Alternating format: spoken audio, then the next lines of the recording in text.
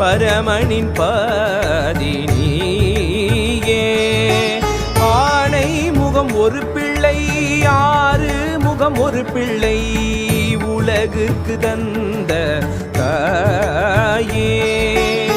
மாறனின் வேடிக்கை, காலனின் வாடிக்கை, இனி என்னை சேராவண்ணம்.